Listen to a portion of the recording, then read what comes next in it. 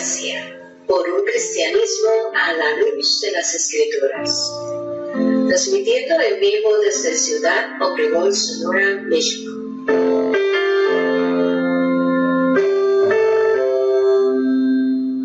Vía fanpage Radio Gracia y en nuestra página de internet www.iglesiareformadagracia.com.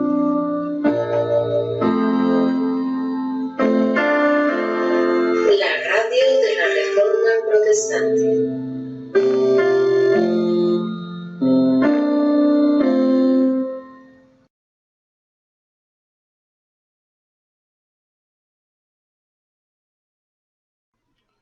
Buenas noches a todos los que nos sintonizan una vez más en esta emisora web. Que la gracia de nuestro glorioso Señor Jesucristo esté con todos ustedes, que nos conceda de su suprema sabiduría, bondad y misericordia cada día y nos dé la capacidad de conducirnos en sus sendas de paz, verdad y justicia. De este lado del micrófono les saluda cordialmente el pastor Adrián Horta, transmitiendo en vivo desde Ciudad Obregón, Sonora, México por fanpage Radio Gracia y en nuestra página web www.iglesiareformadagracia.com. Agradecemos a cada uno de ustedes porque nos da el privilegio de poder compartir con cada uno de ustedes la santa palabra del Señor y podemos estar atentos a lo que vamos a estar dialogando el día de hoy con más tranquilidad, el cual es un tema bastante importante, un tema complicado, un tema que abarca muchas circunstancias, un tema necesario. Quiero hablar de una forma más tranquila al respecto, pero sí quiero puntualizar unas cosas antes de iniciar, de la importancia de este tema, que por lo regular no le damos la importancia de vida, y estamos hablando que cada persona que ha confesado la fe en la persona de nuestro glorioso Señor Jesucristo, cada uno de nosotros se reúne en un lugar específico, cada uno de nosotros se congrega en un lugar específico. En otras ocasiones, Radio Gracia se ha visto en la necesidad y privilegio de poder compartir cómo se desempeña la iglesia local o cuál es su trabajo como una colonia celestial en la tierra. En otras ocasiones también hemos estado hablando acerca del rol específico entre el varón y la mujer en todo su entorno, tanto eclesial como en sus relaciones interpersonales en la sociedad. Pero el día de hoy estamos hablando de todo lo que tiene que ver o todo lo que compete con el gobierno de la iglesia. Es decir, si nosotros nos congregamos en una iglesia local, tenemos la obligación y la necesidad de saber qué dice la Escritura de cómo se debe de gobernar una iglesia local. Y para hablarnos de este indispensable tema, tenemos con nosotros al pastor David Causil de la Iglesia Bautista Reformada Comunidad de Gracia en Colombia. Pastor. Muy buenas noches, pastor Adrián. Gracias por la invitación. Un saludo especial también a todos los hermanos que nos están viendo en estos momentos por el internet. Que el Señor sea grandemente bendecido y glorificado esta noche, pastor. Pastor, para nosotros es un gusto que nos acompañe. Al aire le vuelvo a ofrecer mis disculpas por el retraso, cuestiones completamente técnicas fuera de mi conocimiento, y a las personas que ya se están empezando a conectar también les pedimos una disculpa por este gran retraso, porque fueron casi 15 minutos de retraso, cuestiones técnicas. Como ustedes lo saben, no soy muy hábil en estas cosas del internet, pero bueno, aquí estamos. Y pastor, sin más preámbulo, directos a lo que venimos, vamos a empezar a hablar. Y como usted sabe cómo funge Radio Gracia, nosotros sabemos que hay personas que llegan a ver estos programas que no saben nada, y también llegan personas con un conocimiento muy elevado acerca de las doctrinas o de la Sagrada Escritura. pero nosotros queremos empezar siempre de menos a más, desde lo más básico e ir desarrollando para comprender absolutamente todo. Estamos hablando, vamos a traer sobre la mesa el gobierno de la iglesia. Y para eso, pastor, me gustaría mucho en forma introductoria que nos dijese, para que la audiencia pueda acompañarnos en este desarrollo, qué es un gobierno. Muchas veces está malentendida incluso la palabra y no podemos desempeñarnos de una forma adecuada en la exposición. Pastor, ¿qué es un gobierno? Sí, es importante definirlo como una definición general, podríamos decir que por gobierno entendemos ese ejercicio mediante el cual se ejerce poder, autoridad, dirección, moderación, incluso administración sobre un reino, estado o cualquier territorio sobre el cual se extiende el derecho de soberanía. Por ejemplo, nosotros encontramos en las escrituras que Dios es el absoluto gobernador y rey del universo. Por supuesto, su dominio abarca todo lo creado, pues Él como creador y sustentador es el soberano gobernador de todo lo que existe. Por eso en el primer libro de Crónicas, por ejemplo, en el capítulo 29, versículo 12, David, refiriéndose a Dios, dice que de Él proceden las riquezas y el honor y que Él reina sobre todo.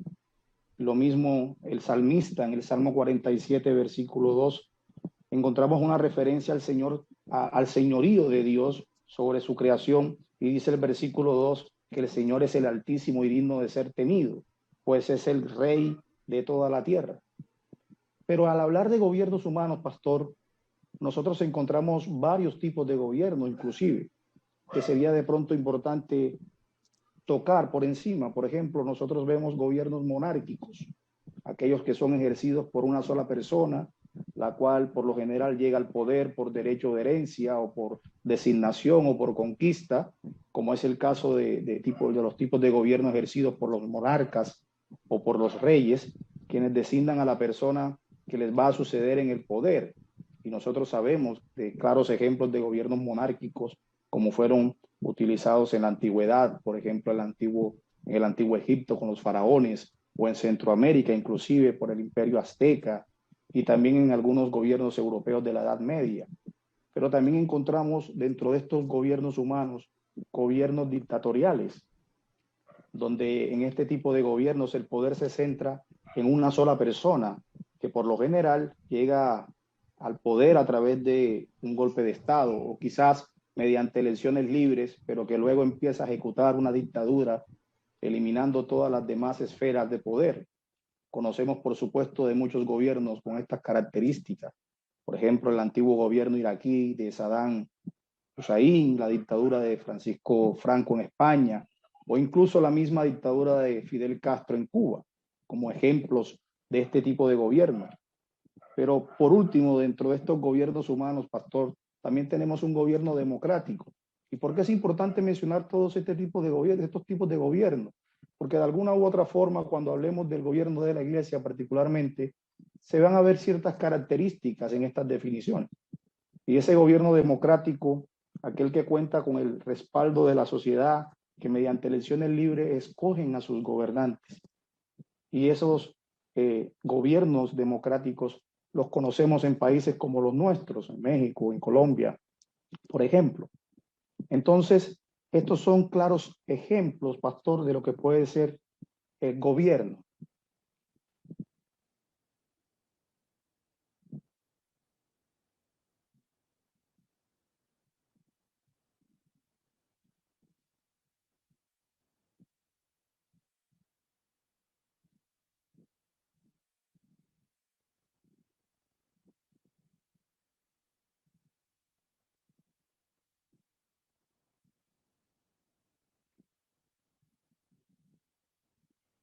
Sí, cuando hablamos del gobierno de la iglesia, partiendo especialmente de la definición de lo que es gobierno, se puede entender como el sistema a través del cual se ejerce poder, autoridad, dirección, moderación y administración en una iglesia.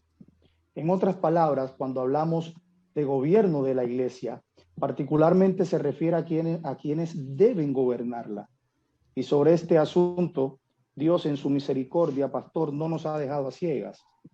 Nosotros encontramos en las Escrituras que Dios le ha otorgado poder y autoridad a la iglesia.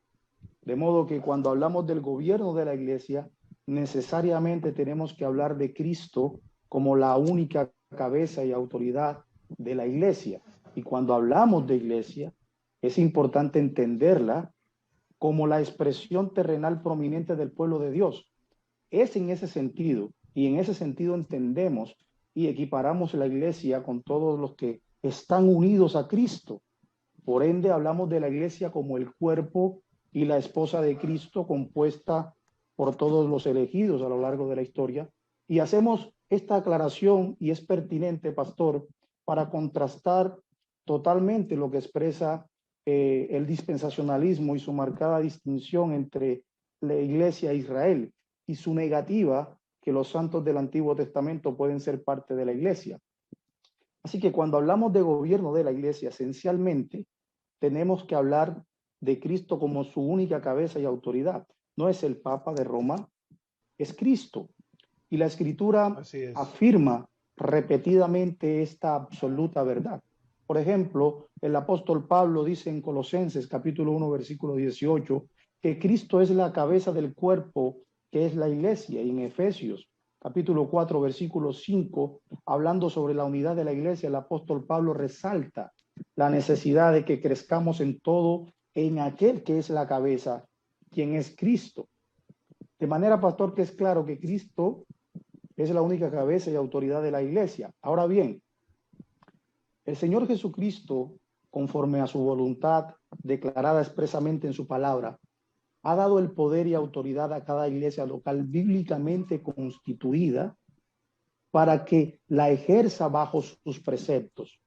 Es decir, que el Señor Jesucristo, dueño y cabeza de la iglesia, pastor, es quien ha dado poder a la iglesia reunida para que esta autoridad debe ser conforme a su voluntad declarada en su bendita palabra. Pero algunos se preguntará en qué consiste ese poder y esa autoridad.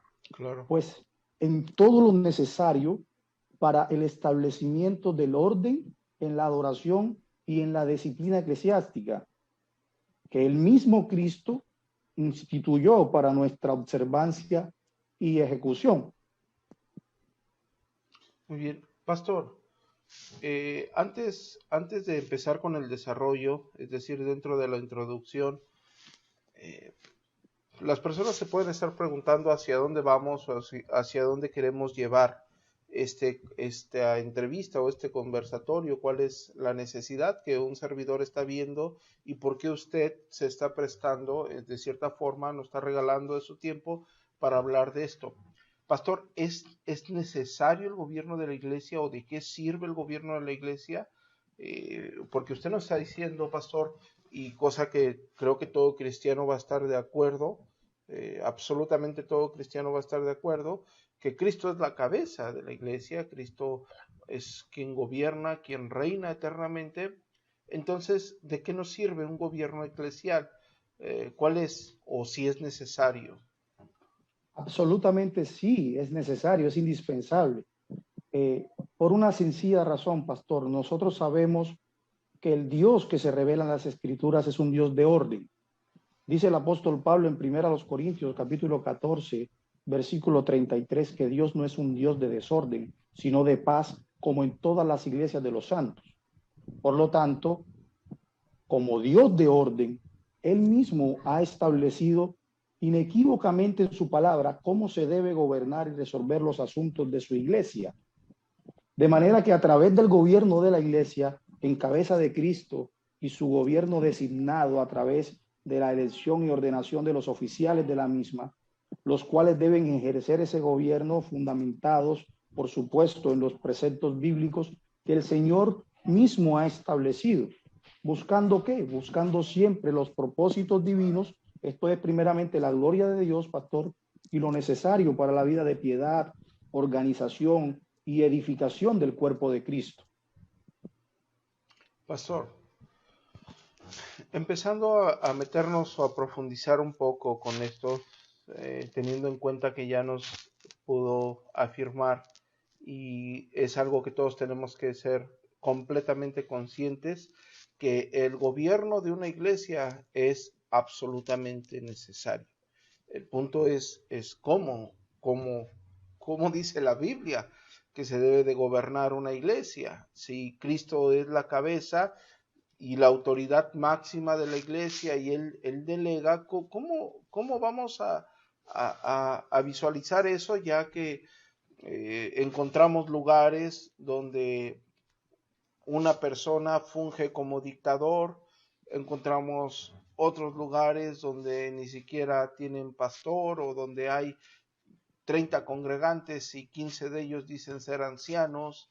Y bueno, encontramos varias incongruencias en la práctica, aunque confesionalmente o intelectualmente puedan estar apoyando una inclinación teológica. Pastor, partiendo de esta primicia, entendiendo hacia dónde queremos enfocar a la iglesia, hay dos cosas que yo quiero que usted nos pueda encaminar o pueda apoyar a la audiencia o a las personas que nos están escuchando. Primero, Cristo es la cabeza y la autoridad máxima de la iglesia. Entonces, Cristo es quien delega autoridades terrenales para su iglesia, ¿o es la misma iglesia? ¿O cómo funge eso, pastor? Es una pregunta supremamente importante, pastor. Yo quiero citar nuestra confesión de fe, la segunda confesión de fe de Londres de 1689, donde él expresa en su capítulo 26, párrafo 4, la importante verdad de que Cristo es la cabeza de la iglesia, en quien por el designio del Padre, todo el poder requerido para el llamamiento, el establecimiento, el orden o el gobierno de la iglesia está suprema y soberanamente investido en Cristo. De modo que la iglesia tiene una jerarquía, pastor, bien definida. Y el punto máximo de autoridad y gobierno se encuentra nuestro Señor Jesucristo. Eso, por supuesto, tiene muchas implicaciones en la práctica. Significa que nadie puede regir los designios de la Iglesia Universal. Implica que la autoridad para dar principios, para señalar los objetivos y el poder de su organización recaen sobre los hombros del mismo Cristo. Y por supuesto, esa autoridad no fue por un consenso eclesiástico ni por autonombramiento de Cristo mismo. Su autoridad es dada por el Padre, quien lo invistió de ese poder. Entonces, es importante entender que cuando hablamos de la iglesia de Cristo, sus miembros, debemos reconocer que en la cúspide, en la cima de su organización, está solamente Cristo y debajo de él todo lo demás. Es decir, pertenecemos a la iglesia como miembros subordinados a Cristo. Eso es lo que quiere decir que Cristo es cabeza de la iglesia, que es su máximo gobernante, su máximo dirigente, su representante oficial, su rey, su presidente. Claro. Arriba de Cristo, nada. Debajo de él, todos los creyentes. Ahora bien, ¿de qué forma ejerce Cristo? Para responder su pregunta, yo creo que era necesaria la introducción. ¿De qué forma ejerce Cristo su gobierno sobre la iglesia? Cristo ejerce su gobierno mediante representantes en la tierra designados por él mismo. ¿Y quiénes son estos representantes? Yo creo que el apóstol Pablo en Efesios capítulo 4, versículo 11 y 12, nos dice claramente quiénes son esos representantes de Cristo en la tierra. Dice Pablo que el mismo Cristo constituyó a unos apóstoles, a otros profetas, a otros evangelistas, a otros pastores y maestros, con un propósito, pastor, a fin de perfeccionar a los santos para la obra del ministerio, para la edificación del cuerpo de Cristo. Y en Hechos, capítulo 14, versículo 23, dice que Pablo y Bernabé en su visita a Listra, a Iconio y a Antioquía, ellos constituyeron ancianos en cada iglesia. Estos líderes que son llamados de varias maneras, ancianos, obispos, presbíteros, son los designados por Cristo para ejercer la autoridad en la iglesia local. Ahora, antes de seguir y de continuar, yo sí quiero hacer un pequeño paréntesis, porque ese pasaje de Hechos, capítulo 14, versículo 23, pastor, es muy importante. ¿Por qué es importante? Porque reconoce que en algunos casos la iglesia puede llegar a sobrevivir sin su liderazgo establecido cuando no está completamente organizada según la Escritura. Pero también nos deja ver qué es lo que siempre se debe procurar para que una iglesia esté conformada adecuadamente a la mente de Cristo, como efectivamente lo hicieron los apóstoles en Listra, en Iconio y Antioquía. Y de hecho, como el mismo apóstol Pablo exhorta a Tito en el capítulo 1, versículo 5, para que lo haga. Pablo le dice a Tito: por esta causa te dejé en Creta, para que corrigieses lo deficiente y establecieses ancianos en cada ciudad, así como yo te mandé. Esto precisamente es lo que expresa la Segunda Confesión de Fe de Londres en el capítulo 26, párrafo 8. Dice que una iglesia local reunida, completamente organizada de acuerdo con la voluntad de Cristo, está compuesta por oficiales y miembros, y los oficiales designados por Cristo para ser escogidos y apartados por la iglesia, así llamada y reunida. ¿Para qué, pastor? Para la particular administración de las ordenanzas y el ejercicio del poder o el deber, que Él los confía a los que los llama para que continúen hasta el fin del mundo. De manera que una iglesia, pastor, reunida y completamente organizada de acuerdo a la voluntad de Cristo, tiene una composición básica: oficiales y miembros. Y los oficiales que la palabra de Dios reconoce son los obispos o pastores o ancianos o presbíteros y los diáconos. Y esto quizás, pastor, responde a la pregunta de cuáles son los oficios bíblicos en la iglesia, porque la Escritura solo reconoce dos oficios para la iglesia. Son los obispos, que también son llamados, como hemos dicho ya, pastores, ancianos o presbíteros, y los diáconos. Y esto, por supuesto, no agrada a muchos en aquellas iglesias que han adoptado infinidades de oficios dentro de la misma, como por ejemplo pastores de jóvenes, pastores de alabanza, pastores de niños, otros tienen junta directiva, otras iglesias en un tono más exagerado profesan tener apóstoles, profetas y hasta patriarcas que gobiernan la iglesia. Dichos cargos, pastor, o dichos liderazgos son absolutamente ilegítimos a la luz de la Escritura, debido a que la palabra de Dios expresó que es lo que el gobierno de su iglesia debía tener. Y cuando el apóstol Pablo, por ejemplo, saludó a la iglesia en Filipos, en Filipenses capítulo 1, versículo 1, se dirigió a ellos de la siguiente manera. Dice Pablo y Timoteo, siervo de Jesucristo, a todos los santos en Cristo Jesús que están en Filipos, con los obispos y diáconos. Y como podemos observar, pastor, solamente reconoció el apóstol Pablo la organización más básica de la iglesia. Otro pasaje muy contundente de la organización básica de una iglesia local es la lista de requisitos que el mismo apóstol Pablo hace para el reconocimiento de esos oficios en su primera carta a Timoteo, en el capítulo 3, versículos del 1 al 13. Así que es muy claro, pastor, que el Espíritu Santo señaló cómo reconocer y elegir a los oficiales de una iglesia para que puedan gobernar la iglesia. Claro. Pastor, qué bueno que nos ha dado el panorama, bien el enlace con la primera pregunta y con respecto a los oficios que existen, porque bien lo ha mencionado, hay personas que ponen dentro de su iglesia oficios o llamamientos que no están en la Escritura, ¿no? Es decir, nosotros podríamos bien ahorita, y no lo digo en ningún tono burlesco porque no nos vamos a burlar de la Santa Escritura, pero bien podríamos decir el obispo David, en términos generales, ¿no? Y de ahí no podemos pasar o no podemos trasladarnos o inventar o suponer o proponer algún nuevo rol que se le ocurra a alguien para implementarlo en su iglesia local.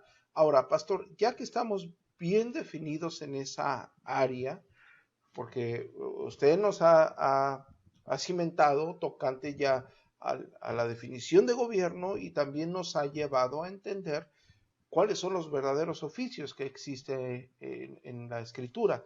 Aquí es donde nosotros vamos a conjuntar todo esto, pero dar un panorama primero sobre las posiciones teológicas que existe con respecto al gobierno de la iglesia. Ya que hemos entendido todo esto, pastor, me gustaría que nos hiciese favor de decirle a la audiencia de Radio Gracia cuántas o cuáles son las posiciones teológicas más sobresalientes, porque sabemos que hay desde las que rayan en lo herético hasta las que son consideradas en términos generales ortodoxas. ¿Cuáles son los tipos de gobiernos existentes y básicamente cuál es su cosmovisión al respecto, pastor? Sí, bueno, existen, pastor, diferentes puntos de vista con relación al gobierno de la iglesia.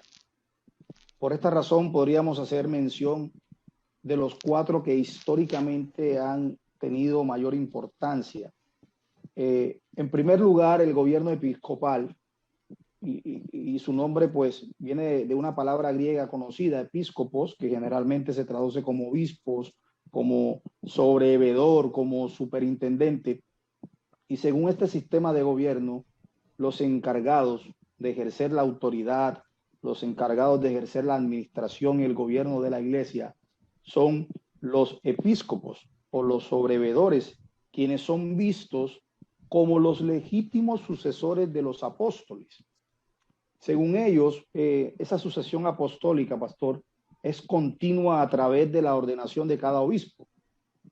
Y este sistema de gobierno, por lo general, tiene una estructura vertical, es decir, que este tipo de gobierno tiene una forma descendente de autoridad, lo que quiere decir que viene de arriba hacia abajo, lo que hace que la autenticidad de la autoridad provenga de una línea de sucesión de autoridad. Por ejemplo, un arzobispo dentro de la Iglesia Católica Romana tiene autoridad sobre muchos obispos.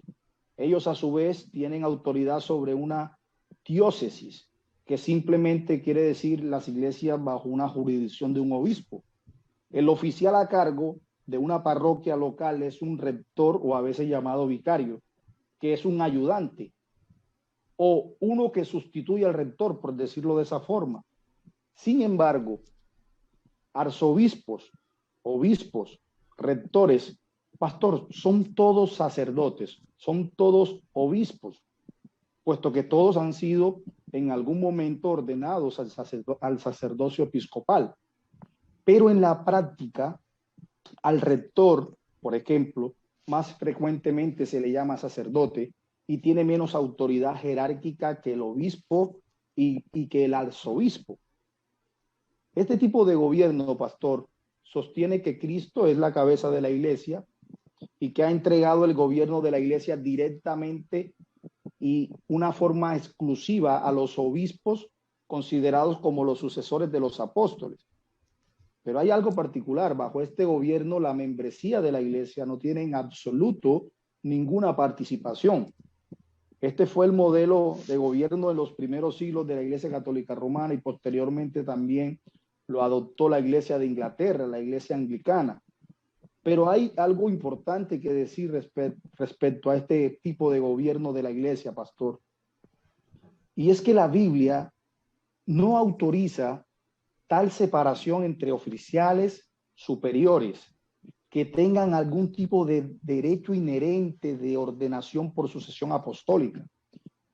En ninguna manera la Biblia autoriza esto. Las escrituras enseñan claramente que el oficio apostólico, de hecho, no era de naturaleza permanente. Los apóstoles fueron parte dentro del plan soberano de Dios como los ministros encargados de dejar el fundamento sobre el cual la iglesia de Cristo sería edificada. Claro. Y sabemos ciertamente, pastor, que el ministerio apostólico desapareció antes que terminara el primer siglo con la muerte del apóstol Juan. Pero, ¿qué iglesias tienen actualmente este tipo de gobierno? Por ejemplo, en este tipo de gobierno encontramos principalmente a la iglesia anglicana, como ya lo mencioné, la cual tiene varias asociaciones de obispos bajo un líder supremo, que es el arzobispo de Canterbury. La iglesia metodista, inclusive, también se rige bajo un gobierno episcopal, pero con algunas variaciones. Por ejemplo, a los líderes se les llama supervisores y a la máxima autoridad se les llama supervisor general o supervisor mayor. Por supuesto, este tipo de gobierno, pastor, también es ejercido por la Iglesia Católica Romana. Sin embargo, las pretensiones de esta, no podríamos llamar iglesia, pero las pretensiones orgullosas y heréticas de la Iglesia Católica Romana los han llevado a tener una figura de autoridad a la que han llamado blasfemamente el vicario de Cristo, el Papa o Sumo Pontífice, al que ellos consideran como un sucesor directo del apóstol Pedro y por lo tanto tienen una autoridad suprema. Así que esta es una resumida descripción, pastor, de lo que podría ser el gobierno episcopal. Otro sistema de gobierno que históricamente ha sido conocido es el gobierno congregacional. Bajo este gobierno, la congregación es la máxima autoridad. Y esta autoridad gobierna de una forma independiente de otras iglesias. Podemos decir que este tipo de gobierno es la más común en las iglesias bautistas. Bajo este gobierno se defiende, y es importante aclararlo, pastor, porque bajo este gobierno se defiende la independencia y la autonomía de cada iglesia local. Es decir, que cada iglesia local es autónoma y capaz para poder resolver sus propios asuntos. Muy importante eso, pastor. Absolutamente. Y que tampoco no ejercen ni reciben ningún tipo de injerencias externas. De manera que en este tipo de gobierno, la autoridad descansa exclusivamente en la congregación o miembros de la iglesia, y los oficiales, en este caso, son simplemente funcionarios de la iglesia local designados para enseñar y administrar algunos asuntos de la iglesia, pero que no tienen poder para gobernar más allá del que poseen como un miembro más de la iglesia. De modo que el congregacionalismo, pastor, sostiene el punto de vista de que Cristo ha dado poder a la iglesia local y es la membresía de la iglesia la que tiene autoridad para gobernar. Es decir, que la toma de decisiones se logra por votación para procurar de alguna forma un consenso de la opinión de la iglesia. Muy importante eso, pastor. Los oficiales de la iglesia son elegidos por las congregaciones locales, es cierto. Así que su oficio se va a limitar solo a esa iglesia local. Por supuesto, pastor, es absolutamente evidente, hablando de este tipo de gobierno, de los peligros inmersos que este tipo de gobierno lleva, ya que hay congregaciones que tienen el poder de decidir desde qué color se pinta la iglesia hasta inclusive lo que los pastores deben predicar cada domingo. Entonces imagínese que la congregación todo el tiempo esté escogiendo este tipo de temas. Sí, imagine usted, pastor, donde la iglesia sea manejada de esta forma, donde seguramente encontraremos hermanos maduros, ¿cierto? Y otros no tanto, y que todo deba decidirse por medio de una democracia. Pastor, y qué bueno que menciona eso. Voy a interrumpir un poco, sé que nos va a hablar mucho y vamos a salir muy enriquecidos. Quiero ir puntualizando algunas cosas que en la práctica muchas veces no se toman en cuenta. Pero la membresía, cuando usted está hablando de la membresía, solamente por puntualizar, pastor, disculpe mi interrumpirle, pero lo creo necesario. Cuando estamos hablando de la membresía dentro de este gobierno, y usted hace una mención muy, creo que puntual y creo que necesaria, por eso me atreví a interrumpirle, dice, bueno, tenemos en la iglesia miembros maduros, pero también tenemos miembros inmaduros, pero a fin de cuentas son miembros, ¿cierto o falso, pastor? Amén, sí, así es. Y no se tienen que, por eso tenemos que tener una coherencia aquí, porque no podemos hacer a un lado a la misma iglesia de Cristo, no la podemos estar seleccionando, ¿no? En este sentido, ¿no? Disculpe solamente quiero puntualizar esto porque yo creo que esto nos va a ir llevando a solidificar este pensamiento, pastor. Así es, pastor. No, y agradezco la intervención porque es oportuna.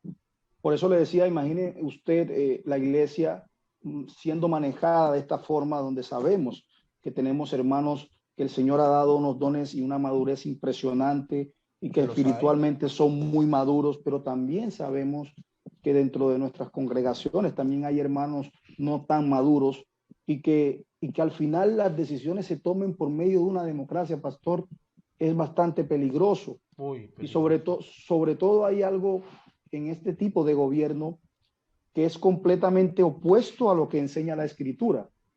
Y es que hace del oficio del ministro, del oficio del pastor, algo completamente dependiente del accionar del pueblo.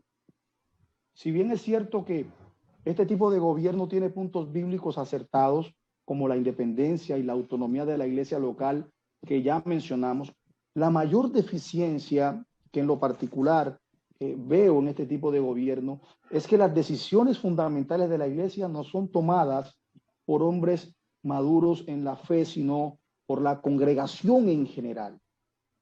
La democracia, pastor, en el gobierno de la iglesia no es un concepto bíblico, mientras que el liderazgo de hombres dotados espiritualmente y sometidos a las escrituras sí lo es.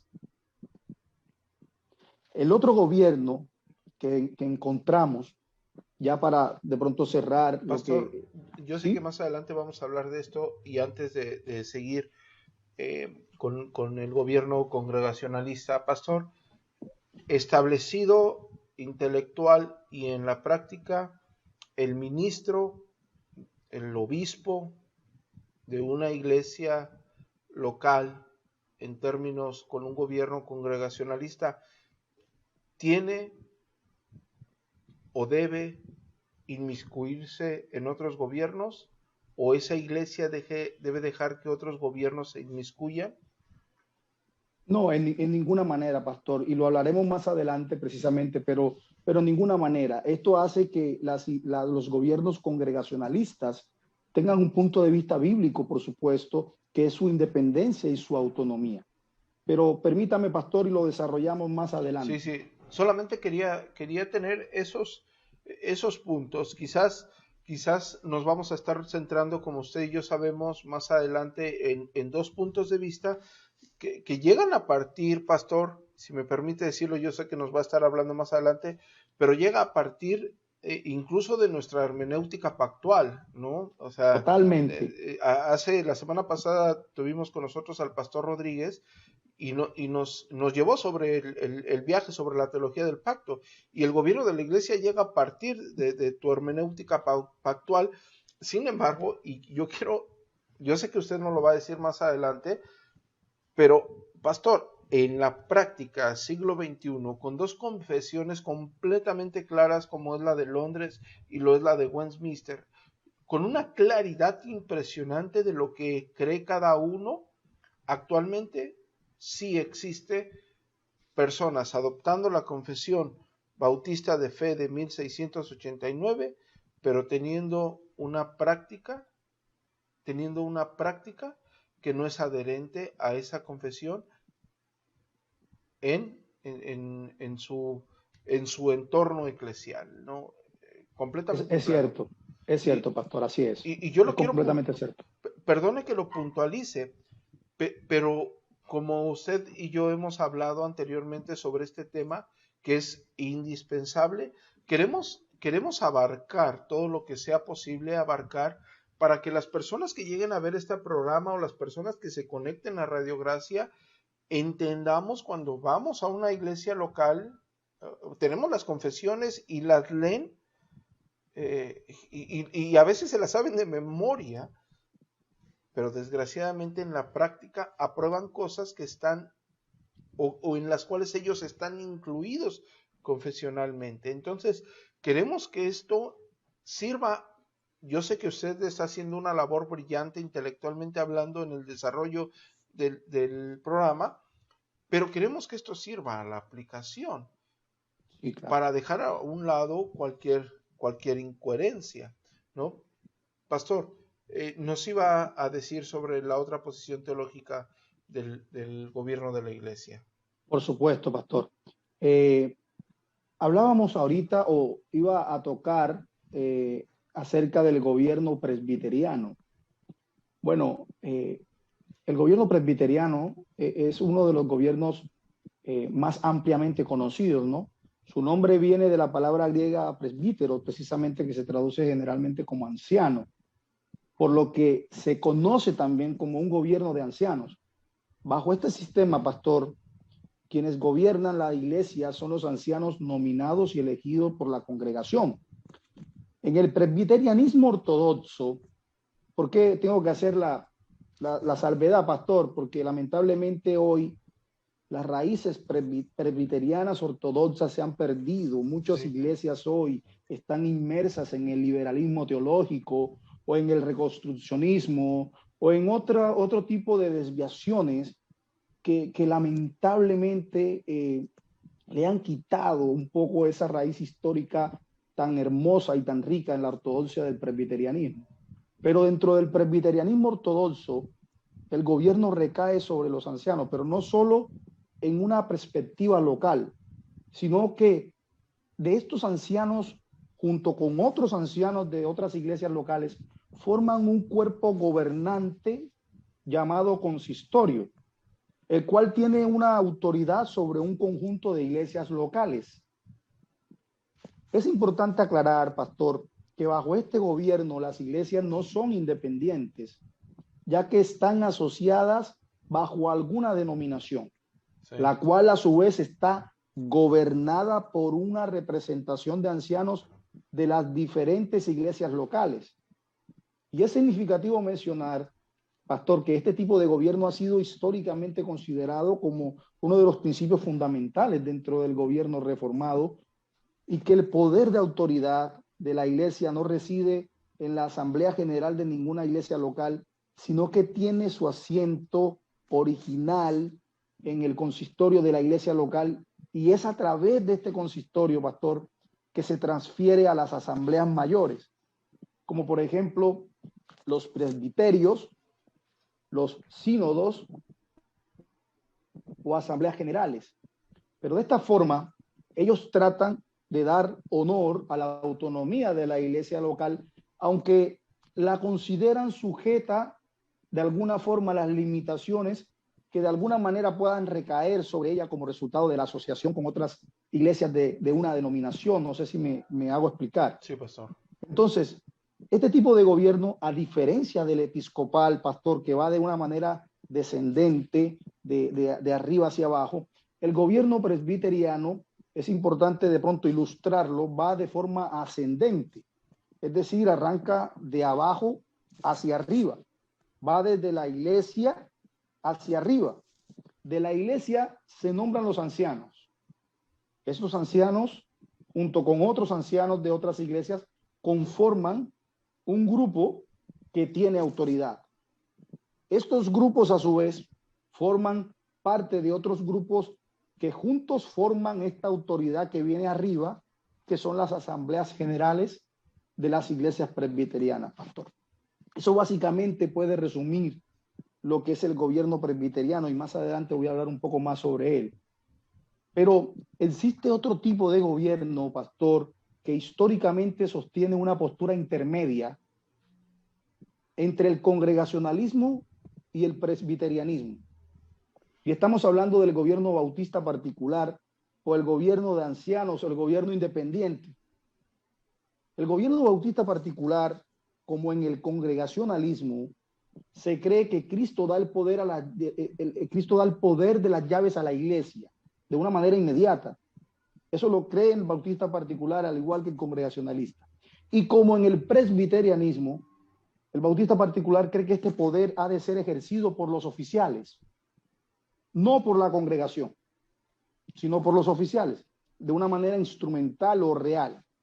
De modo que, a diferencia del congregacionalismo, la autoridad de los oficiales de la iglesia no les es delegada por la iglesia. En cambio, esa autoridad es comunicada de Cristo inmediatamente y por medio de la iglesia. Como decía el doctor Jace Renihan, con relación al planteamiento de la pregunta más importante sobre el gobierno de la iglesia, el doctor Renihan decía, debemos preguntarnos, ¿dónde está la sede de autoridad para el gobierno de la iglesia, pastor? Esa es la pregunta clave. Esa es la pregunta que puede definir y de alguna forma hacernos entender cómo es el gobierno de una iglesia. ¿Dónde está la sede de autoridad para el gobierno de la iglesia? Esa autoridad está en la iglesia como un cuerpo reunido y por tanto es delegada a los ancianos como sus representantes, o está en los ancianos como un cuerpo gobernante delegada directamente de Cristo.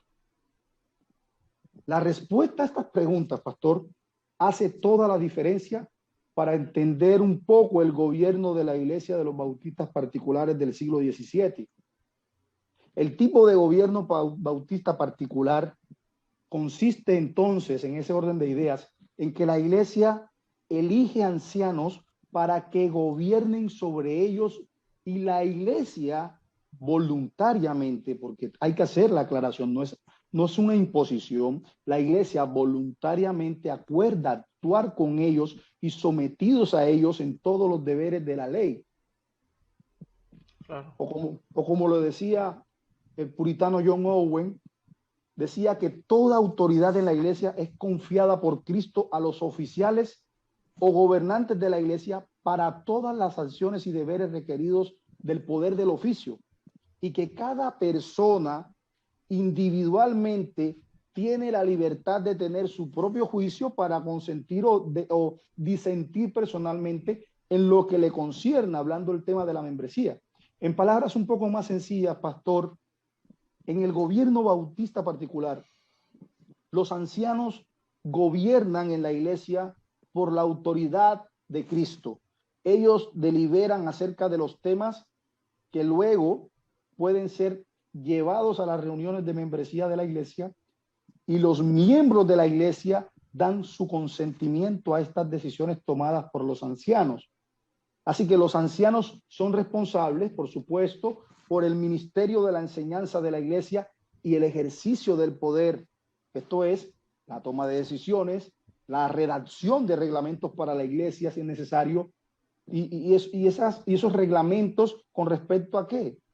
Con respecto a su disciplina, con respecto a su adoración y, por supuesto, con respecto a su gobierno.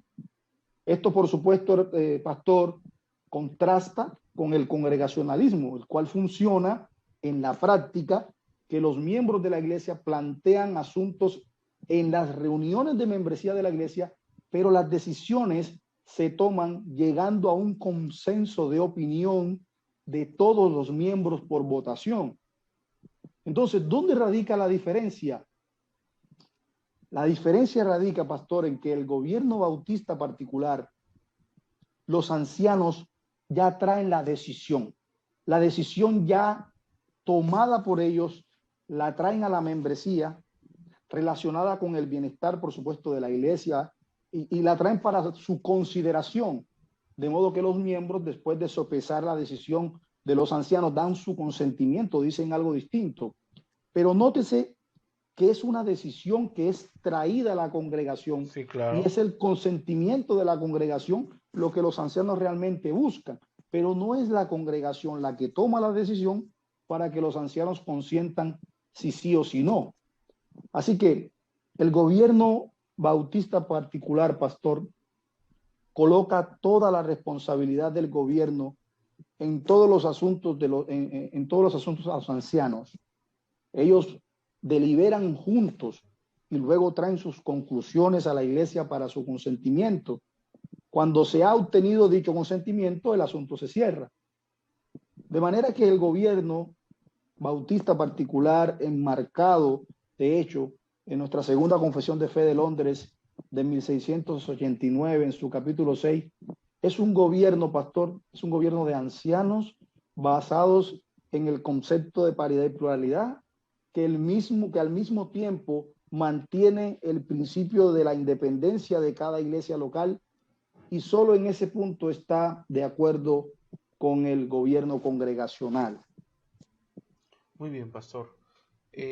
Pastor, las formas en que usted nos pudo hacer ver la diferencia entre un congregacionalista y entre un bautista particular en el gobierno de la iglesia, creo que ya nos están dando luz. Es decir, pueden tener una confesión, estar bajo la confesión de Londres y creer en el gobierno de la iglesia según la confesión de Londres, pero pueden estar teniendo una práctica congregacional. ¿Sí? Completamente, Sí, completamente. sí. Y suele, pastor, usted y yo sabemos que pasa, o sea, muchas iglesias están haciendo esto. Que tienen, en este caso, como bautistas particulares, tienen la confesión de Londres, pero tienen o están ejerciendo un gobierno congregacionalista. Ahora, pastor, también está sucediendo y estamos haciendo referencia a los bautistas particulares porque ambos sabemos que nosotros somos bautistas particulares, aunque tenemos hermanos amados que son de la iglesia presbiteriana, han estado, de hecho vamos a tener más adelante un maestro presbiteriano muy conocido y amamos a nuestros hermanos y sabemos las diferencias y las presentamos con mucha humildad y con todo el deseo de edificar a la iglesia sin ofender absolutamente a nadie, porque se está planteando a la luz de la Sagrada Escritura, ¿no? Y no quiero que se malinterprete esta palabra, no estamos hablando en un sentido ecuménico, no estamos hablando en un sentido de que a Radio Gracia no le importa la verdad. A Radio Gracia claro que le importa la verdad y por eso hacemos este tipo de conversatorios o hacemos este tipo de programas donde siempre dejamos que se fluya en términos de exposición lo que se trae sobre la mesa, pero también vemos y entendemos que existen diferentes posiciones teológicas y nosotros no tenemos un deseo de prohibir a las personas o privar a las personas de esa información. Habiendo dicho esto, pastor, nosotros sabemos que existen también bautistas particulares que implementan, aunque se oiga un poco extravagante, el gobierno de la iglesia presbiteriana a los bautistas particulares. Ya en el hecho intelectual de todo lo que compete, como lo mencionamos anteriormente, de la hermenéutica pactual de la diferencia de ambos gobiernos, aún así, personas profesando la Confesión Bautista de Fe de Londres, en la práctica tienen un gobierno presbiteriano. Aquí es donde yo le quiero pedir que se tome todo el tiempo, así como lo hizo con los congregacionalistas, para explicarnos en ejemplos, quizás para que sea un poco más accesible a la audiencia, cuál es la diferencia entre el gobierno de una iglesia bautista particular o que está bajo la Confesión de Londres, entre una iglesia presbiteriana completamente reformada que está bajo la Confesión de Westminster. Y por qué, claro, por evidencias claras, cómo van a chocar dichas prácticas, pastor. Sí, pastor, yo pienso que la pregunta es pertinente. Y con relación a la implementación por parte de algunas iglesias bautistas reformadas, la implementación de un gobierno presbiteriano, pastor, yo creo que sí es importante resaltar, como lo dijo el pastor Jorge Rodríguez en la última entrevista del programa, la mayoría de bautistas particulares, y obviamente me incluyo, hemos sido de alguna forma instruidos por literatura presbiteriana. Y como usted muy bien lo dijo al principio, el tema de la eclesiología ha sido un tema que hemos muchas veces menoscabado y hemos hemos hecho una tendencia a no darle la importancia que sí tiene. De hecho, decía un puritano, si tú quieres conocer la doctrina de una iglesia, mira su eclesiología. Entonces, es importante la eclesiología, pero también hay que reconocer, pastor, que muchos hermanos, amados hermanos, siempre vieron un modelo presbiteriano y a la luz también de la carencia, y no es una excusa, claro está, de mucho material en cuanto a la eclesiología bautista particular. Hoy gloria al Señor por el trabajo que están haciendo nuestros hermanos que están traduciendo estos libros maravillosos, claro, y donde nosotros podemos enriquecernos más. Pero hoy tenemos muchísimo más luz con relación al tema de la eclesiología, de nuestra eclesiología, que antes. Y tenía que hacer el paréntesis porque es cierto, en el gobierno presbiteriano, pastor, haciendo otra vez el recuento para poder llegar a las diferencias, los ancianos tienen... Para poder empezar a meternos en problemas, pastor. A meternos en problemas, pastor. Bueno, espero el Señor me dé mucho amor para nuestros hermanos presbiterianos. En el gobierno presbiteriano, pastor, los ancianos tienen autoridad sobre la iglesia local. Son los ancianos los que tienen las llaves del reino de los cielos. Y esos ancianos forman, como le dije anteriormente, un grupo de autoridad que está encima de las iglesias locales y que por supuesto tienen autoridad y sus decisiones afectan a la iglesia local. Pero para canalizar la pregunta, pastor, debemos hacernos otra pregunta y es la siguiente. En este tipo de gobiernos en los que hemos estudiado ya, ¿quién tiene las llaves del reino de los cielos? Si le preguntamos a uno del gobierno episcopal, responderá: las llaves del reino de los cielos las tiene el obispo de Canterbury. Si le preguntamos a uno del gobierno presbiteriano, responderá: las llaves del reino de los cielos las tienen los ancianos. Pero en nuestro gobierno bautista particular respondemos: las llaves del reino de los cielos las tenemos nosotros, la iglesia. Nosotros, la iglesia. Así que esas llaves del reino de los cielos, pastor, es lo que determina quién tiene la autoridad sobre la iglesia. Así que en nuestro gobierno la autoridad reside en los miembros de la iglesia. Sin embargo, los ancianos o los pastores de la iglesia, escogidos por la iglesia, señalados por la iglesia y por supuesto puestos por la iglesia, por la soberanía y por la providencia de Dios, ellos también tienen autoridad.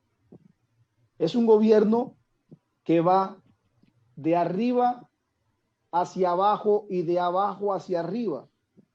Y perdónenme las ilustraciones, porque las ilustraciones son importantes, porque nuestro gobierno va así, va tanto de arriba hacia abajo como de abajo hacia arriba, con una autoridad que no compite entre sí, una autoridad que en cierta forma es distinta. Esto es un principio maravilloso, pastor, en este orden dado por Dios, porque en ambas partes hay una manifestación de autoridad. No podemos confundir aquella autoridad que ha sido delegada a los ancianos con la autoridad dada a la iglesia.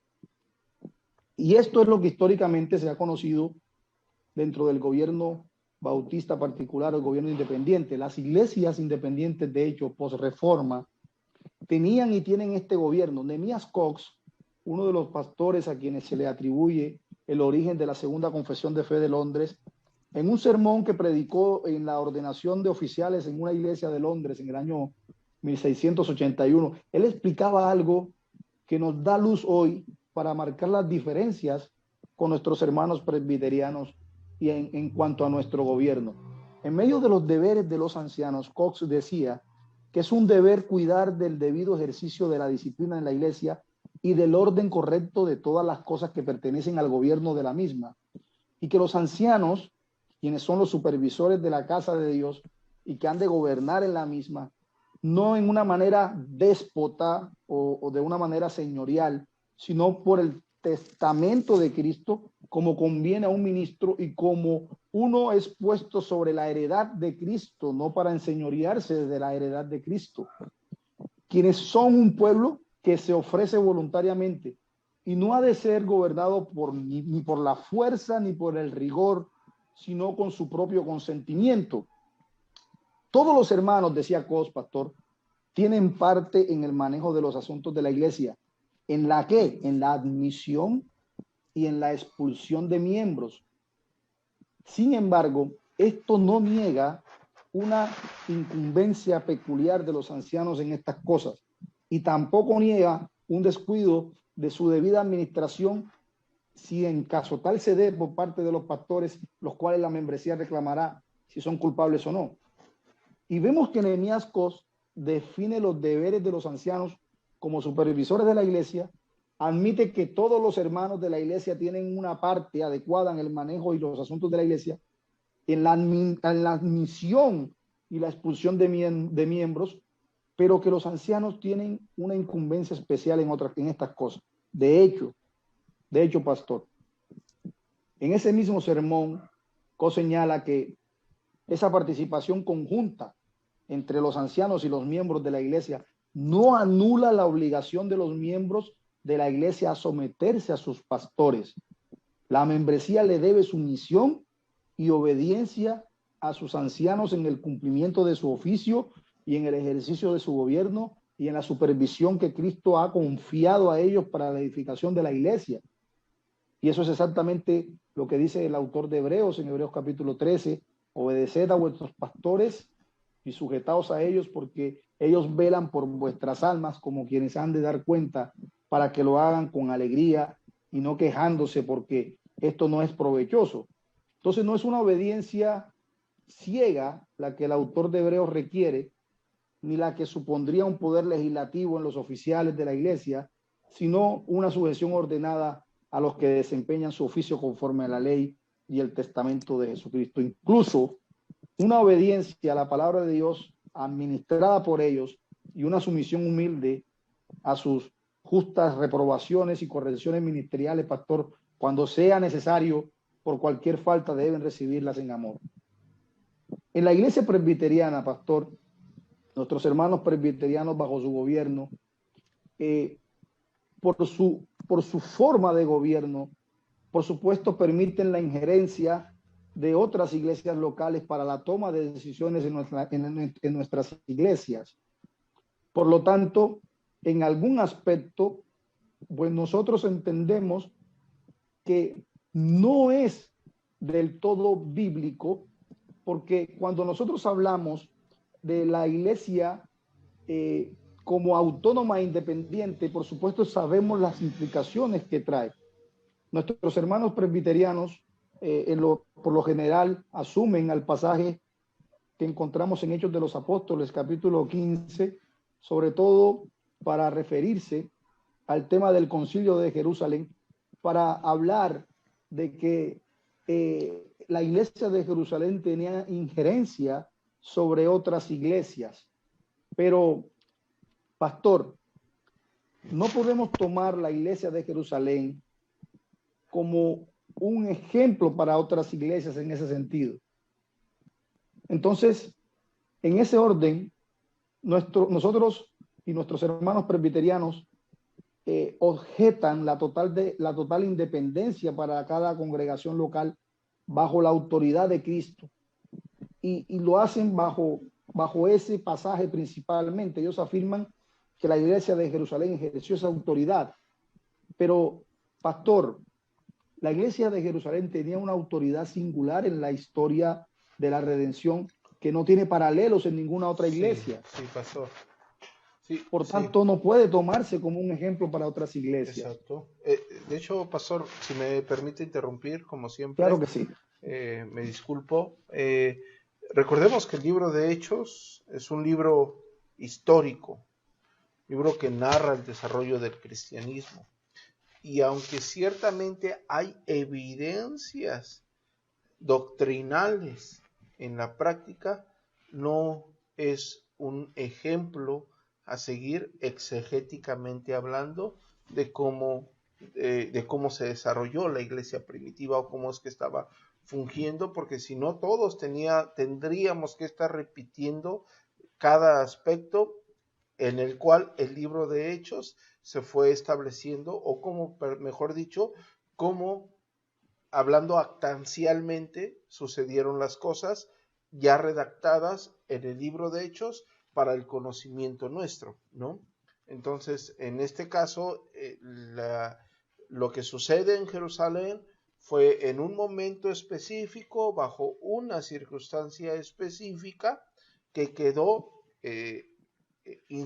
claro, soberanamente dentro de la inspiración divina, quedó redactado ese acontecimiento para el conocimiento de la iglesia, ¿sí?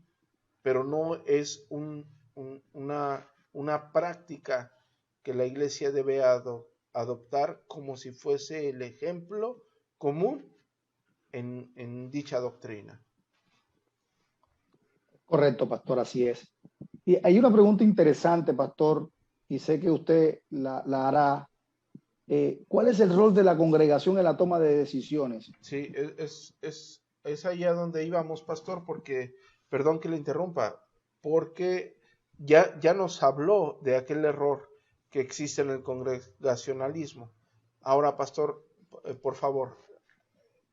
Claro, en nuestro gobierno, como lo cité en las palabras de Nehemías Cos, la membresía de la iglesia, pastor, tiene una parte adecuada en los asuntos de la iglesia. Por ejemplo, en la admisión y expulsión de miembros y en la elección de sus pastores, por ejemplo. Me gusta mucho un comentario de John Cotton, uno de los grandes congregacionalistas del siglo XVII, en su libro Las llaves del reino de los cielos. John Cotton enseña dos principios importantes, pastor. Él decía, uno, la iglesia tiene libertades, y dos, los ancianos tienen autoridad. Pero ¿en qué consiste eso de que la iglesia tiene libertades? Básicamente las libertades que tiene la iglesia implican, uno, escoger a sus pastores, y dos, implica la admisión o expulsión de la membresía. En esto consisten las libertades de la iglesia en nuestro gobierno bautista particular. No, la membresía no puede determinar qué sermón va a predicar usted el domingo, pastor, o qué serie de qué libro va a predicar el próximo año, si el Señor lo permite, ni otras decisiones de tipo de gobierno en la iglesia. Por eso Cotton decía que la autoridad de los ancianos implica precisamente hacer cumplir los mandatos del Señor, ejercer esa autoridad que le ha sido conferida.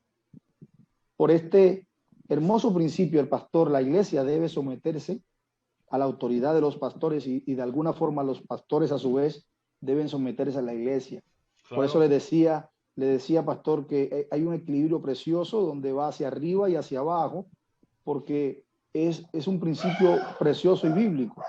Y en esto vemos un perfecto orden en la práctica de cómo se tiene que ver el gobierno de una iglesia. Pastor, ya tocando esto, que ya nos viene a sentar en la aplicación, creo que intelectualmente ya estamos completamente conscientes de al menos las posiciones más sobresalientes o aceptadas o que se consideran dentro de la ortodoxia, y vemos cómo el bautista particular, generalmente, hablando en términos coloquiales, podría estar en medio de estas circunstancias, ¿no? Ya en la aplicación de lo antes mencionado. Pastor, ¿alguien siendo bautista particular puede gobernar varias iglesias? Bajo nuestro gobierno bautista particular, pastor, no. Nuestros hermanos presbiterianos, como dije anteriormente, objetan la total independencia para cada congregación local bajo la autoridad de Cristo. Ya lo dijimos. Pero la palabra de Dios, pastor, como lo dije, y es importante hacer la aclaración, que muchas veces, y llega a reconocer que en algunos casos las iglesias pueden llegar a sobrevivir sin un liderazgo establecido. Esa no es la norma, pero sí sí puede llegar a sobrevivir sin un liderazgo establecido. Pero cuando hablamos de que una iglesia local pueda tener injerencia en otras, nosotros tenemos que decir que dentro del gobierno bautista particular es inaceptable. En otros casos, quizás, hay iglesias que han llegado de pronto a pensar y a decir, por las razones que fuera, porque existen posturas dentro de algunas iglesias, que si una congregación, por las razones que fuera, no tiene pastor, entonces no debe ser reconocida como una iglesia. Eso es un error. En otros casos, quizás por la carencia temporal de una pluralidad de ancianos dentro de una iglesia local, se puede pensar que esa iglesia no es iglesia hasta que tenga dicha pluralidad, como ocurre precisamente en el gobierno presbiteriano, en donde puede existir, de hecho, un anciano ordenado, pero mientras no se ordene al anciano gobernante, por ejemplo, esta iglesia no es reconocida aún como iglesia, sino como plantación. Por ende, depende y está sujeta a otra iglesia para la toma de decisiones, y digamos que en ese sentido no puede gozar de ningún tipo de autonomía. Y cuando hablamos de autonomía, pastor, el término autonomía de la iglesia local se refiere precisamente al método para determinar el manejo de las actividades de esa iglesia local. Es una respuesta, de hecho, a la cuestión de cómo las congregaciones locales deberían regirse. Una iglesia local se dice entonces que es autónoma cuando se gobierna a sí misma, que es el significado literal de la palabra. Esto significa, pastor, que no corresponde a otra iglesia u organización tomar decisiones en otras iglesias. Y eso, de hecho, nuestra Confesión de Fe Bautista de Londres no lo dejó sin resaltar, precisamente para que no existan estas confusiones. Nuestra Confesión de Fe en el capítulo 26, párrafo 15, dice de la siguiente manera, pastor, permítame leerlo. En casos de dificultades o diferencias respecto a la doctrina o al gobierno de la iglesia, en que las iglesias en general o una sola iglesia están preocupadas por su paz, por su unión y su edificación, es la voluntad de Cristo que muchas iglesias que tengan comunión entre sí se reúnan a través de sus representantes para considerar y dar su consejo sobre los asuntos en disputa, para informar a todas las iglesias involucradas. Sin embargo, y la confesión es muy precisa, muy concisa, dice, sin embargo, a los representantes congregados no se les entrega ningún poder eclesiástico propiamente dicho, ni ninguna jurisdicción sobre las iglesias mismas para ejercer disciplina sobre cualquiera de ellas o sus miembros, ni para imponer sus decisiones sobre ellas o sobre sus oficiales. De manera, pastor, que es claro que la intervención de una iglesia local hacia otra es estrictamente consultiva, Exacto. y de ninguna manera se debe convertir en autoritativa. Esto ha sido lo que creen las iglesias bautistas particulares en la historia. Estas iglesias, nosotros creemos que las congregaciones locales están compuestas de creyentes bautizados unidos bajo Cristo, quien es la cabeza, y que cada iglesia local, pastor, es totalmente autónoma e independiente. Esto no significa, por supuesto, y también hay que hacer la aclaración para evitar los extremos, que entonces las iglesias locales no puedan cooperar las unas con las otras, por ejemplo, en misiones o en proyectos conjuntos. No significa eso, pero sí es importante entender y aclarar que cada iglesia local bíblicamente establecida está autorizada por Cristo para gobernar sus propios asuntos bajo la guía del cuerpo de pastores o ancianos junto con la asamblea de miembros. Sí, cada iglesia local, pastor, se debe ocupar de sus propios asuntos en su iglesia local. Así es, pastor. Tocando ya estas situaciones, quizás para aclarar un poquito esto que está hablando, ¿no?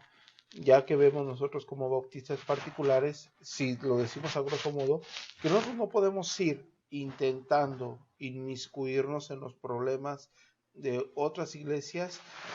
Ya en la práctica es bastante coherente. No creo que nosotros tiempo atrás estuvimos hablando, pastor, y en la práctica, claro, Dios sabio, soberano, eternamente, cuando digo sabio, sabio eternamente, ya en la práctica esto es bastante coherente, ¿no? Porque una persona que está alejada de los problemas de una iglesia local no puede resolverlos con claridad, ¿no?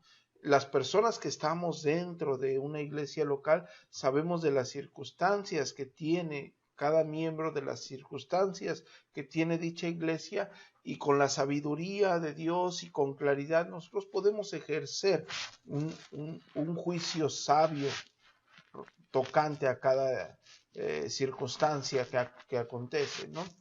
Es impropio e imprudente que alguien de otra ciudad, de otro estado, quiera ejercer un dominio o pretenda que sea sabio el dominio acerca de circunstancias que únicamente puede estar conociendo mediante un portavoz y no de viva experiencia. Y bueno, pastor, con esto yo quiero que usted nos vuelva a puntualizar esta circunstancia. ¿Quién debe entonces tratar los problemas de cada iglesia local? Ya vimos quién es el anciano, quién es el obispo, ya vemos las diferencias que existen, ya vemos cómo nosotros, como en este caso como bautistas particulares, cómo nos desempeñamos dentro de una iglesia local y cómo la toma de decisiones en una iglesia local pende de dicha iglesia local. Pero en sí, ¿cómo funge en la práctica? Quiero que nos lleve usted a la práctica, pastor. Sí, claro, pastor. Nosotros creemos como bautistas particulares que el Señor Jesucristo ha dotado a su iglesia y de pastores, de ancianos, para que obviamente bajo los preceptos de su palabra, porque recuerden que nuestra autoridad conferida es limitada hasta donde la palabra de Dios nos señala, podemos nosotros resolver nuestros propios asuntos y también podemos de alguna forma guiar los asuntos tanto del gobierno de la iglesia como de la disciplina eclesiástica dentro de la iglesia local.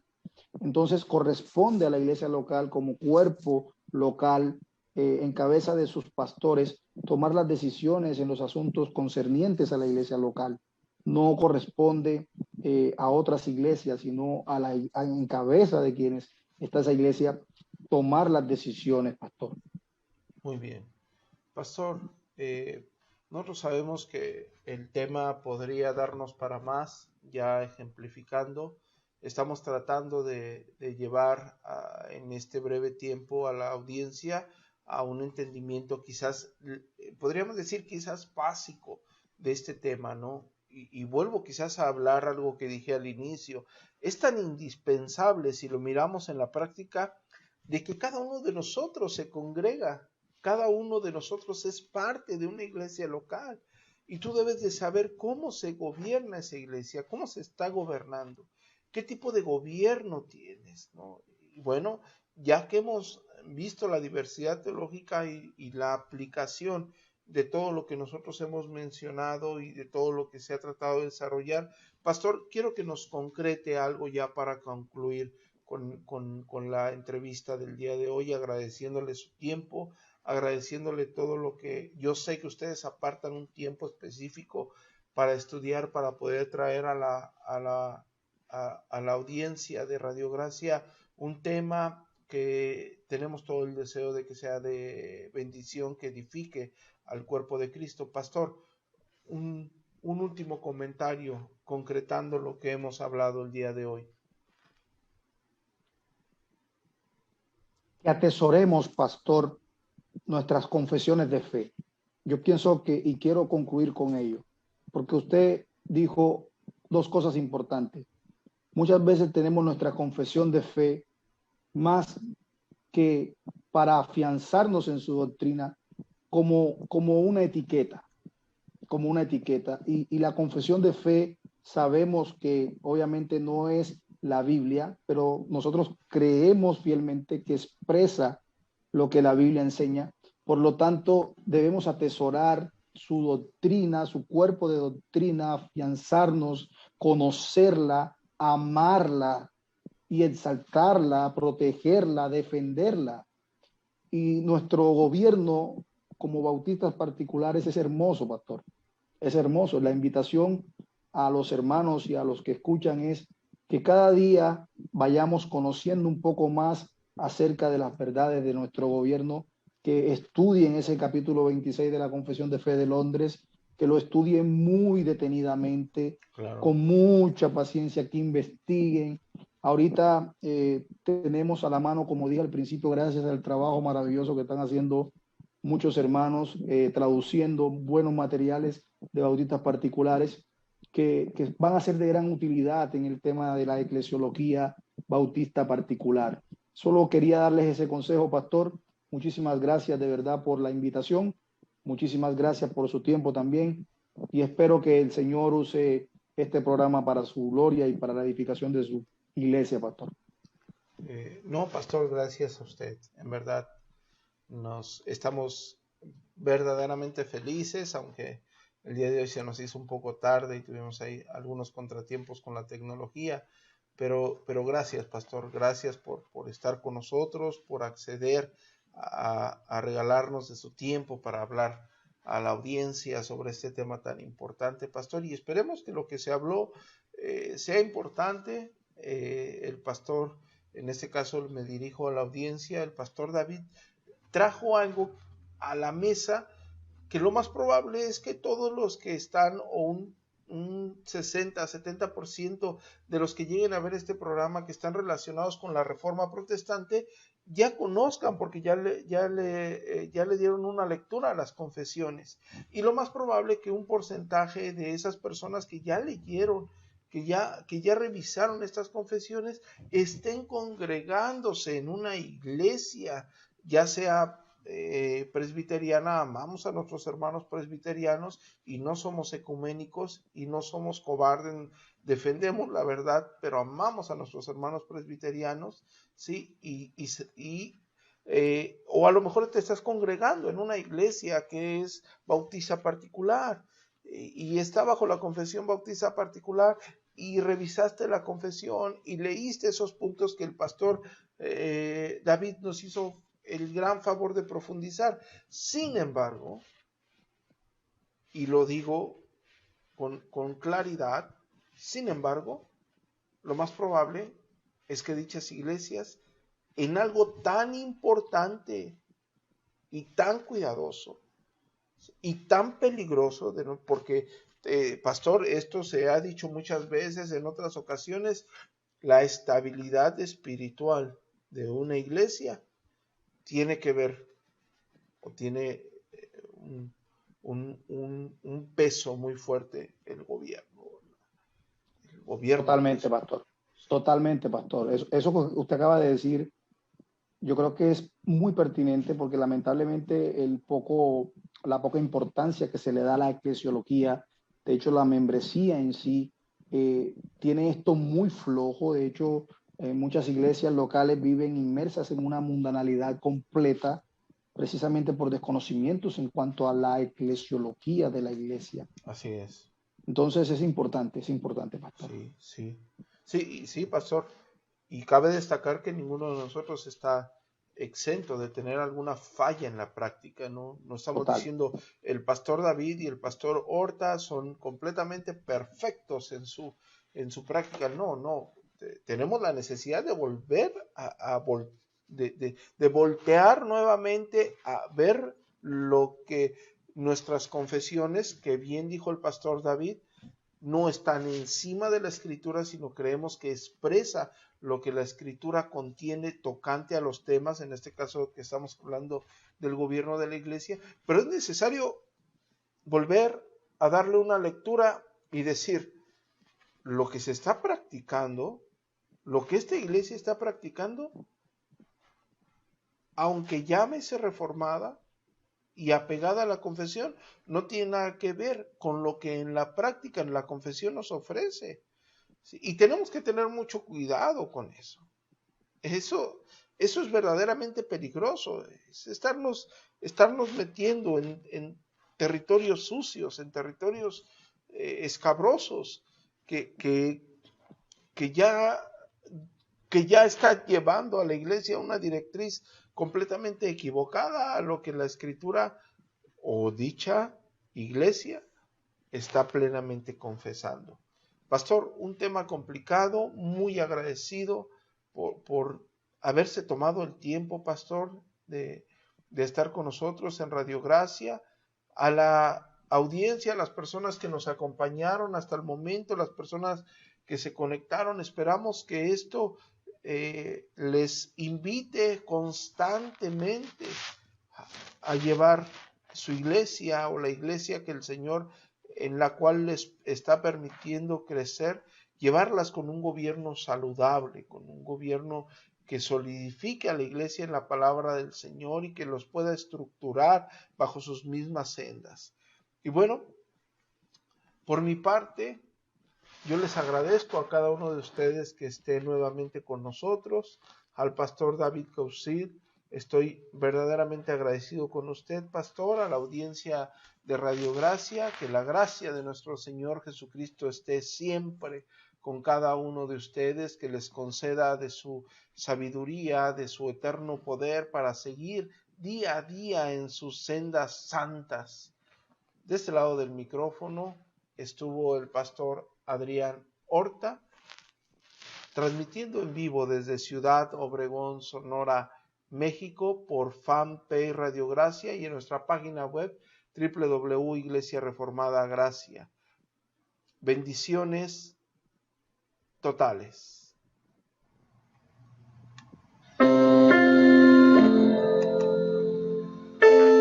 Radio Gracia, por un cristianismo a la luz de las Escrituras.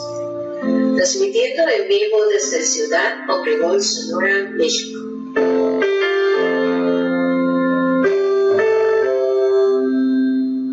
Vía fanpage Radio Gracia y en nuestra página de internet www.iglesiareformadagracia.com.